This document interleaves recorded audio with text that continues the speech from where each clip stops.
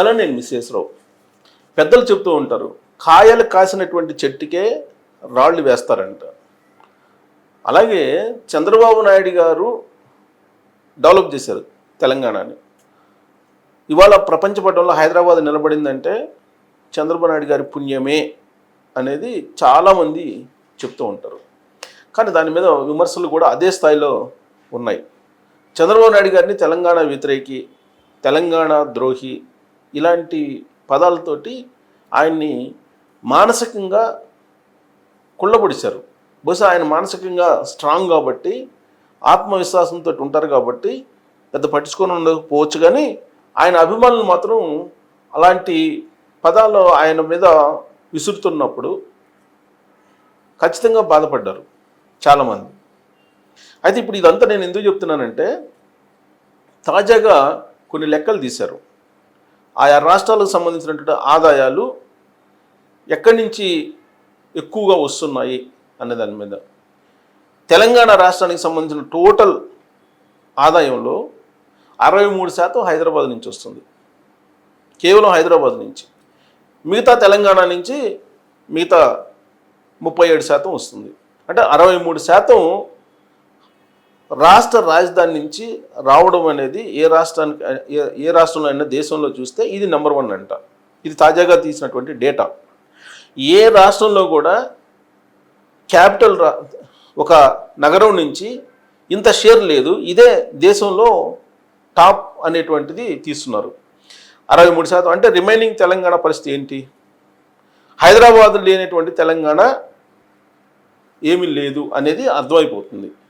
ఈ డేటా ఎందుకు బయట పెట్టారు ఇప్పుడు అని అంటే, ఢిల్లీలో ఒక సీరియస్ చర్చ జరుగుతుంది. దీని మీద నన్ను కూడా చాలామంది విమర్శించారు. ఏంటి ఇలాంటి న్యూస్ చేస్తున్నావు, మీరంటే మాకు చాలా గౌరవం ఉంది, మీరెందుకు ఇలాంటి న్యూస్ చేస్తున్నారు, దేశ రెండో రాజధాని అమరావతి అవుతుందని, లేదా కేంద్రపాలిత ప్రాంతం హైదరాబాద్ అవుతుందని, లేదా దేశ రెండో రాజధాని హైదరాబాద్ కావడానికి అవకాశం ఉన్నప్పటికీ కూడా ఢిల్లీ ఇష్టం లేదు, ఇలాంటివన్నీ ఎందుకు చేస్తున్నారు అని చెప్పేసి చాలామంది నన్ను క్వశ్చన్ చేస్తున్నారు. ఏది కూడా గాసిప్పు లేదంటే గాలి వార్తలు చెప్పేటువంటి నైజం కాదు నాది. ఎంతో కొంత అది ఒక 10% అవ్వచ్చు, 20% అవ్వచ్చు, ఇన్ఫర్మేషన్ ఉంటేనే నేను మీ వద్దకు ఏదైనా సమాచారాన్ని తీసుకొస్తాను. దీంట్లో ఎలాంటి సందేహం అవసరం లేదు. పైగా నేను ఢిల్లీలో పనిచేశాను జర్నలిస్ట్గా. అందువల్ల నాకు కొన్ని పరిచయాలు ఉన్నాయి కాబట్టే నేను చెప్పగలుగుతున్నా. ఢిల్లీ ఎలక్షన్లో కూడా నేను చెప్పాను, ఖచ్చితంగా అక్కడ బీజేపీ అధికారంలోకి వస్తుందని చెప్పి. మిగతా సర్వే సంస్థలు అక్కడ కేజ్రీవాల్ అధికారంలోకి వస్తారు మళ్ళా అని చెప్పి చాలామంది సర్వేలు ఇచ్చినప్పుడు నేను ఒక సర్వే ఇచ్చాను, లేదు ఢిల్లీలో పరిస్థితి డిఫరెంట్గా ఉంది, అక్కడ బీజేపీ వచ్చే అవకాశం ఉంది ఈసారి అని చెప్పేసి నేను సర్వే ఇచ్చాను. ఆ సర్వే ఇప్పుడు కూడా ఉంది, యూట్యూబ్లో కూడా ఉంది. అదే ఇదంతా ఎందుకు చెప్తున్నానంటే, ఎంతకంత సమాచారం లేకుండా నేను గాలి వార్తలు అయితే మీ దగ్గరకు రావాలని అనుకోను ఎప్పుడు కూడా. నాకున్న సమాచారం ప్రకారమే నేను గత 2 రోజుల నుంచి కూడా నరేంద్ర మోడీ గారు ఆంధ్రప్రదేశ్ రాబోతున్నారు ఏప్రిల్ 15-20 మధ్యలో. అమరావతి పునర్నిర్మాణానికి సంబంధించినటువంటి ప్రారంభోత్సవాలు, శంకుస్థాపనలు అక్కడ జరుగుతున్నాయి. ఆ సందర్భంగా కీలకమైనటువంటి ప్రకటన చేసేటువంటి అవకాశం ఉంది నరేంద్ర మోడీ గారు అనేటువంటిది ఢిల్లీలో జరుగుతున్నటువంటి చర్చ. మేబీ అది బహుశా ఆయన టూర్లో కాకపోవచ్చు, కానీ బీజేపీలో మాత్రం చాలా సీరియస్గా జరుగుతున్నటువంటి చర్చ ఏంది, దక్షిణ భారతదేశంలో దేశ రెండో రాజధానిని ఖచ్చితంగా ఏర్పాటు చేయాలనేది.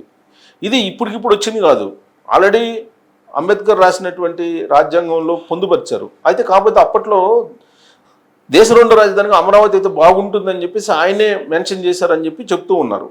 ఈవెన్ బీజేపీ మూల సిద్ధాంతాల్లో కూడా మీకు కేంద్రపాలిత ప్రాంతం హైదరాబాదు, అలాగే దేశ రెండో రాజధాని ఇలాంటివి ఉన్నాయని చెప్పి బీజేపీ వాళ్ళే చెప్తూ ఉంటారు. అందుకే ఇప్పుడు నరేంద్ర మోడీ గారు ఏ కీలకమైన నిర్ణయాలు తీసుకునేటువంటి అవకాశం ఉంది తెలుగు రాష్ట్రాలకు సంబంధించి అనేది ఒకటి. అలాగే దక్షిణ భారతదేశం బీజేపీ బలహీనంగా ఉంది ఉత్తర భారతదేశంతో కంపేర్ చేస్తే కనుక. కాబట్టి దక్షిణ భారతదేశంలో ఖచ్చితంగా రాజకీయంగా బలపడాలనేటువంటి ఒక కోరిక అయితే ఉంటుంది బీజేపీకి, ఏ రాజకీయ పార్టీకైనా ఉంటుంది, దేశం మొత్తం ఏలాలని. అలాగే బీజేపీకి ఎక్కువగా ఉంది ఇప్పుడు. మరి దక్షిణ భారతదేశంలో బీజేపీ వైపు ఓటర్లని ఆకర్షించాలంటే సంచలనమైన నిర్ణయాలు తీసుకోవాల్సిందే. అందుకే ఈ నిర్ణయాలు తీసుకునే అవకాశం ఉంది అని చెప్పి ఒక 2-3 వీడియోలు చేయడం జరిగింది. ఆ నేపథ్యంలో హైదరాబాద్ని కేంద్రపాలిత ప్రాంతం చేసి దేశ 2 రాజధాని చేయటమా, లేదు కేంద్రపాలిత ప్రాంతం చేసేసి సపరేట్గా హైదరాబాద్ను ఉంచటమా, అమరావతిని దేశ 2 రాజధాని చేయటమా, ఇలా తర్జన భర్జనలు జరుగుతున్నాయి. ఈ క్రమంలో దేశవ్యాప్తంగా ఉండేటువంటి ఆయా రాష్ట్రాల ఇన్కమ్ని బయటికి తీసుకొచ్చారు, డేటాను బయటికి తీసుకొచ్చారు కొంతమంది. అది ఆహ్వానించదగ్గ పరిణామమే. ఎందుకనంటే ఇప్పుడు కర్ణాటక తీసుకుంటే కర్ణాటక రాష్ట్రంలో బెంగళూరు నుంచి షేర్ ఉంది, దాదాపు 33 నుంచి దాదాపు 40% వరకు ఉందని చెప్పి అక్కడ వస్తుంది. ఈవెన్ మహారాష్ట్రలో కూడా ఏ నగరం నుంచి కూడా నీకు ముంబై నుంచి కూడా 63% లేదు అని చెప్పి ఇప్పుడు తాజా లెక్కలు చెప్తున్నారు మహారాష్ట్ర నుంచి. అలాగే చెన్నైలో తమిళనాడులో చెన్నై నుంచి కూడా 43% వరకే రెవెన్యూ ఉంది, మిగతా అంతా కూడా మిగతా రాష్ట్రం నుంచి వస్తుందని అంటున్నారు. అలాగే కర్ణాటకలో చూస్తే అది కూడా అంతే 40% వరకు ఉంది బెంగళూరుకు సంబంధించినటువంటి షేర్, మిగతా అంతా ఎక్కువ 60% రిమైనింగ్ కర్ణాటకలో ఉందని చెప్తున్నారు. కాబట్టి భారతదేశంలో ఏ రాష్ట్రంలో ఉన్నటువంటి సిటీలైనా సరే, ఢిల్లీ అయినా, ముంబై అయినా, బెంగళూరు అయినా, చెన్నై అయినా, వీటన్నింటి మెట్రోపాలిటన్ సిటీస్ అంటుంటారు కదా, ఈ సిటీస్ నుంచి వచ్చేటువంటి ఇన్కమ్ ఆయా రాష్ట్రాలకు వాళ్ళ షేర్ అనేది హైదరాబాద్తో పోల్చుకుంటే చాలా తక్కువ. హైదరాబాదు 63% రెవెన్యూ తెలంగాణకు ఉంది. కాబట్టి హైదరాబాద్ లేనటువంటి తెలంగాణ లేదు అనేది ఇప్పుడు తెలుస్తున్నారు. కాబట్టి హైదరాబాద్తో కూడినటువంటి తెలంగాణ ఉండాల్సిందే అనేది.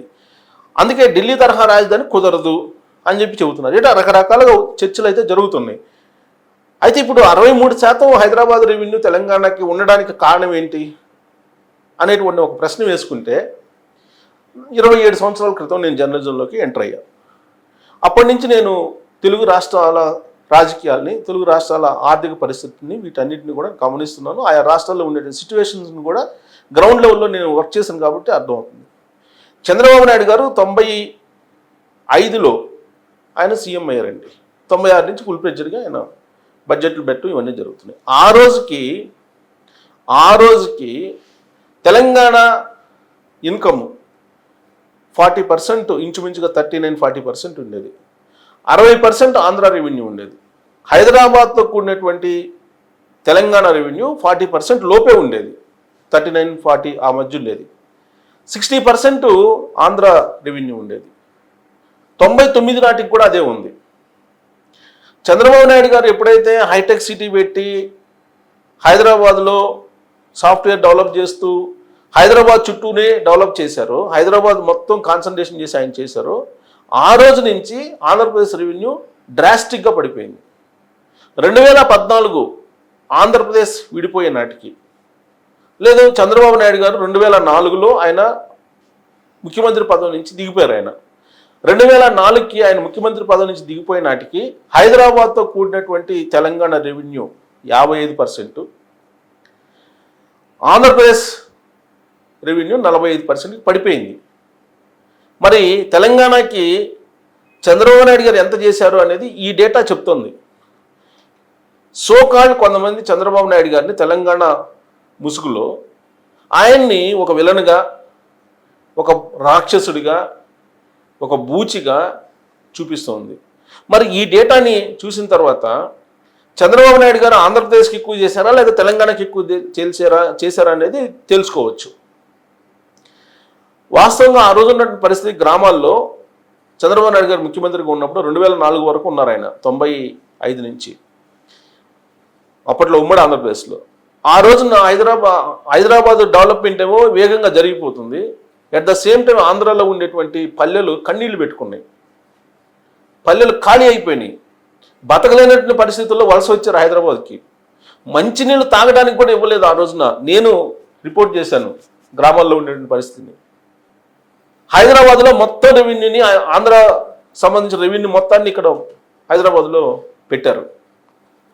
ఆంధ్రాకు సంబంధించినటువంటి రెవెన్యూ మొత్తాన్ని పెట్టుబడిగా పెట్టి హైదరాబాద్ని డెవలప్ చేశారు.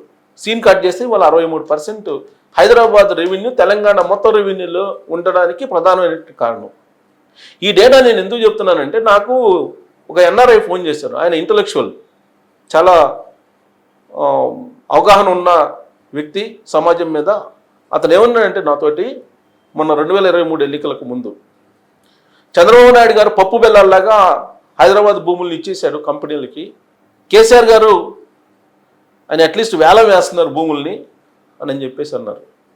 నాకు ఆశ్చర్యం వేసింది. నాకు మంచి స్నేహం కూడా ఉంది ఆయనకి, దాదాపు నాకు కొన్ని 20 సంవత్సరాల నుంచి పరిచయం కూడా ఉంది ఆయనతోటి నేను అన్నాను, ఒకటే మాట అన్నాను, మీరు కేటీఆర్ గారు చెప్తున్నటువంటి సెంటిమెంట్లో పడిపోయారు, కేసీఆర్ గారు చెప్తున్న సెంటిమెంట్లో పడిపోయారు, ఎడ్డోడైనా మడ్డోడైనా మనోడు ఉండాలని చెప్పి ప్రచారం చేశాడు సెంటిమెంట్గా, తిన్నా కానీ మనోడే కదా అనే భావనలోకి తెలంగాణ సమాజాన్ని తీసుకెళ్లారు. చంద్రబాబు నాయుడు గారు ఆ రోజున పప్పు బెల్లాల్లాగా ఇండస్ట్రీస్ని ఇచ్చేశారంటే ఆ రోజు హైదరాబాద్లో ఉండేటువంటి భూముల పరిస్థితి ఏంటి అనేది ఆ రోజు దగ్గర నుంచి నేను చూశాను. హైటెక్ సిటీకి శంకుస్థాపన చేసే రోజు నేను రిపోర్టింగ్ చేశాను. ఆ రోజు మమ్మల్ని సెక్రటరియట్ నుంచి బస్సులో తీసుకొస్తుంటే ఎడారిలో తీసుకెళ్తున్నటువంటి అనుభవం మాకుంది. ఎడారిలో తీసుకెళ్తున్నారా ఏంటి, అంత ఎడారిలో ఈ శంకుస్థాపన చేయటం ఏంది, బూడిదలో పోసిన పన్నీరులాగా చంద్రబాబు నాయుడు గారు ఈ డబ్బంతని తగలబెడుతున్నారు అనేటువంటి భావంలో మేము ఉన్నాము. ఆ రోజున కనీసం ఎవరన్నా వచ్చి ఉండడానికి కూడా సాహసించలేదు. అలాంటి పరిస్థితుల్లో ఆయన నిజంగానే భూములు ఇచ్చాడు తక్కువ రేట్లకి. మరి ఇప్పుడు ఇంత డెవలప్ అయింది, భూముల కోసం పోటీ పడుతున్న పరిస్థితి, 100 కోట్లు ఎకరా అమ్ముతున్నటువంటి తరుణంలో మరి చినజీఆర్ స్వామికి లేదంటే శారదాపేట అధిపతికి వీళ్ళకి ఊరినే కేసీఆర్ గారు ఇస్తున్నారు, మరి దీన్ని సమర్థిస్తారా అని అడిగా నేను. అంటే మా తెలంగాణ సమాజం ఒప్పుకుంటుంది కదండి అన్నాడు అప్పుడు ఆయన. అంటే ఆ సెంటిమెంట్ ముసుగులో అంత ఇంటలెక్చువల్ కూడా ఆయన బ్యాలెన్స్డ్గా ఆలోచించలేకపోయాడు. అంటే ఎడ్డోడైనా మడ్డోడైనా మనోడు తింటే పర్లేదు అనేటువంటి స్లోగన్ తీసుకెళ్ళిపోయారు బలంగా. మరి ఇప్పుడు తాజా డేటాను బట్టి చంద్రబాబు నాయుడు గారు తెలంగాణకి రాక్షసుడు, ద్రోహి, బూచి ఇవన్నీ చెప్పుకోవచ్చా? తిన్నింటి వాసాలను లెక్కబెట్టడం అంటే ఇదే కదా, కాచిన చెట్టుకి రాలేటువంటి ఇదే కదా, 63% రెవెన్యూ మరి ఇప్పుడు ఎందుకు వస్తుంది? చంద్రబాబు నాయుడు గారు ఆ రోజు 25 సంవత్సరాల క్రితం వేసినటువంటి సైబర్ బీజమే కదా, ఇది ఆంధ్రప్రదేశ్కి ఒక రకంగా ద్రోహమే కదా. మరి ఇదంతా ఎందుకు చెబుతున్నానంటే ఇప్పుడు తెలంగాణ హైదరాబాద్తో కూడినట్టు తెలంగాణ ఉండాల్సిందే, హైదరాబాద్ లేకుండా తెలంగాణ అనేది లేదు అనేటువంటిది ఇప్పుడు వస్తుంది. ఎందుకంటే దేశ 2వ రాజధాని అంటున్నారు కాబట్టి. మరి ఇప్పుడు హైదరాబాద్ని కేంద్రపాలిత ప్రాంతం చేస్తే నష్టపోయేది తెలంగాణ. అందుకని ఇప్పుడు ఇవన్నీ సోషల్ మీడియాలో వస్తూ ఉన్నాయి. సో ఈ క్రమంలో నాకు అనిపించింది 63% రెవెన్యూ షేర్ ఉందని అంటే హైదరాబాద్కి తెలంగాణ రాష్ట్రం మొత్తం మీద, మరి అది చంద్రబాబు నాయుడు గారు వేసినటువంటి బీజింగ్ కాదంటారా? మీరైనా ఆలోచించండి, మీ ఒపీనియన్ తెలియజేయండి. Thank you.